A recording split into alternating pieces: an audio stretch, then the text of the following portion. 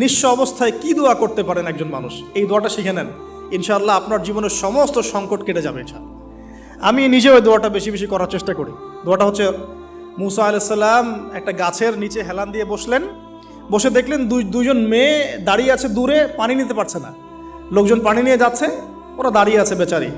মুসা আলাইহিস সালাম গিয়ে বললেন, কি সমস্যা আপনাদের? এটা নিয়ে আপনারা আবার মেয়েদের সাথে কথা বলার চেষ্টা করেন না, ঠিক আছে? তো মাহারাম গায়রা মাহারাম মেনে চলে। তারা বললেন যে আমাদের বাবা অনেক বৃদ্ধ মানুষ, আমরা পানি নিতে পারি না যতক্ষণ না আমাদের কম পানি নিয়ে চলে যায়। মুসা আলাইহিস সালাম তো একটু বললাম না, ফিজিক্যালি খুব স্ট্রং ছিলেন, থাকে না বডি বিল্ডার, সামনে গিয়ে কথা বলে সরো পানি নিতে দাও, তখন মানুষ একটু মূল্যায়ন করে না। তো মুসা আলাইহিস সালাম এভাবে পানি নিয়ে দিলেন এবং বাছুরদেরকে পানি পান করালেন, করিয়ে গাছের নিচে এসে বসে আছেন।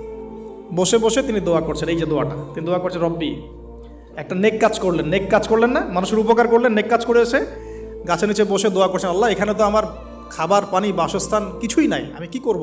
রব্বি ইন্নি লিমা আনজালতা ইলাইয়া মিন খায়রিন ফাকির, রব্বি ইন্নি লিমা আনজালতা ইলাইয়া মিন খায়রিন ফাকির। আবার বলেন, রব্বি ইন্নি লিমা আনজালতা ইলাইয়া মিন খায়রিন ফাকির। অর্থ হচ্ছে, হে আল্লাহ, তুমি তোমার পক্ষ থেকে আমার উপরে যে নেয়ামতগুলো দিবে, আমি এর জন্য ফকির হয়ে বসে আছি।